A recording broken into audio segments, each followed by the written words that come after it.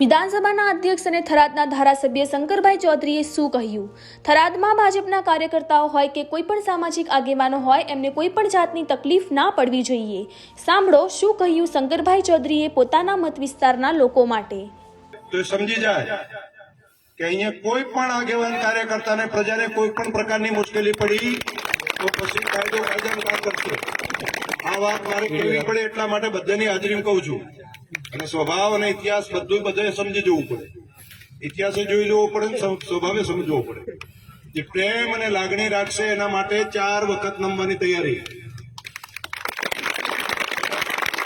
પણ કોઈ કહે કે ના દાંડાઈનો ભાવ હશે તો જેનો જે હોય એનો જવાબ એ રીતે જ કાયદો આપે છે.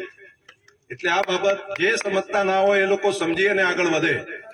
અને ખોટા અખતરા કરવાનું કોઈ ક્યારેય અખતરો ન કરે. ભૂલથી કોઈ બાકી કરી જાય તો મધ સુધી બધાને તકલીફ પડે.